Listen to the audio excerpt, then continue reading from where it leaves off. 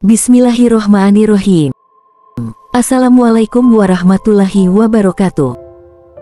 Sahabat Gema Islami Official yang dirahmati Allah. Banyak yang bilang kalau umroh atau haji rasanya belum afdol kalau belum pernah batuk di tanah suci. Benar atau tidak? Berdasarkan pengalaman saya berhaji pada tahun 2023, memang benar, banyak jamaah yang mengalami batuk di sana. Itu tahun 2023. Banyak yang bercerita bahwa selama di Mekah sempat batuk-batuk, bahkan saat kembali ke Indonesia masih terasa agak tidak enak di tenggorokan. Jadi, batuk saat di tanah suci memang sudah menjadi fenomena umum yang dialami oleh jamaah haji atau umroh dari berbagai negara. Meski biasanya batuknya ringan dan tidak sampai membuat tubuh drop atau harus dirawat di rumah sakit, tetap saja rasanya mengganggu, apalagi saat kita berada di lingkungan yang tenang atau saat tidur di kamar yang sama dengan orang lain. Lalu, penasaran gak sih kenapa jamaah haji dan umroh sering kali mengalami batuk di tanah suci? Saya akan berbagi beberapa tips di video ini, jadi tonton sampai habis ya. Sebelum masuk ke tips, saya mau cari tahu dulu penyebab batuk yang umum menyerang jamaah haji dan umroh di tanah suci. Setelah saya cari di internet, ternyata fenomena ini bahkan punya istilah sendiri, yaitu batuk haji atau batuk haji, yang menggambarkan batuk yang sering dialami oleh jamaah dari seluruh dunia. Nah, selain batuk, ada pula risiko penyakit lain yang lebih serius yang dapat menyebar dalam kondisi seperti haji atau umroh, yaitu meningitis atau flu selaput otak. Oleh karena itu, vaksin meningitis menjadi syarat wajib bagi jamaah. Selain meningitis, ada vaksin influenza yang juga direkomendasikan, dan tentunya vaksin COVID-19 setelah pandemi. Sekarang saya akan berbagi beberapa tips bagaimana mencegah batuk atau setidaknya. Tips pertama dari pengalaman saya adalah menghindari minum air dingin, termasuk air zam-zam dingin.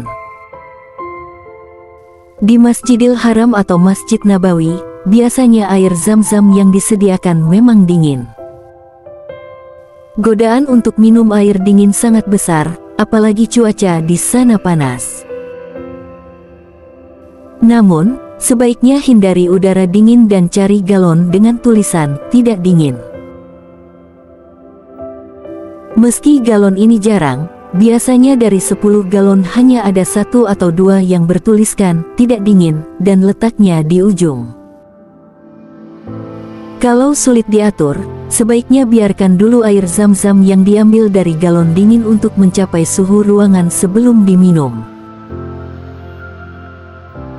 Walaupun udara dingin tidak menyebabkan batuk secara langsung, udara dingin dapat memperparah kondisi batuk bila tubuh kita sedang terinfeksi. Minum air dingin membuat tubuh harus menyesuaikan suhu dan memicu penyempitan tenggorokan serta mengeluarkan lendir, yang dapat mematikan. Tips kedua adalah selalu memakai masker dan rajin mencuci tangan. Iklim di Arab Saudi adalah iklim gurun, jadi masker juga membantu kita dari terpaan debu. Menurut penelitian, memakai masker secara rutin mengurangi risiko terkena batuk.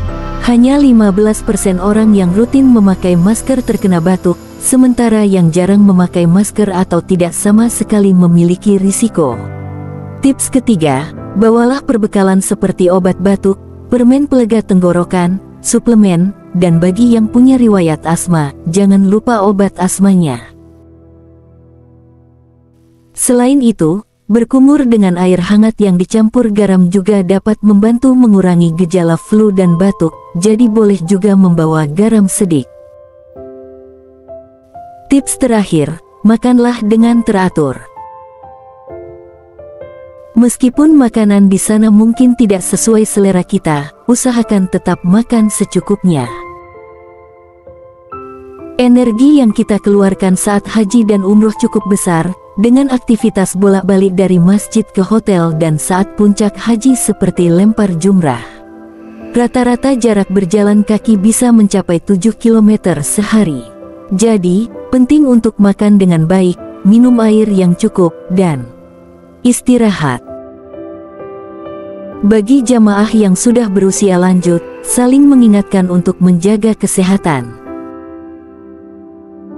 Semoga tips dari saya ini bermanfaat, dan semoga para jamaah haji dan umroh selalu diberikan kesehatan, kelancaran, dan keselamatan dalam menjalankan ibadah dari berangkat sampai kembali ke tanah air.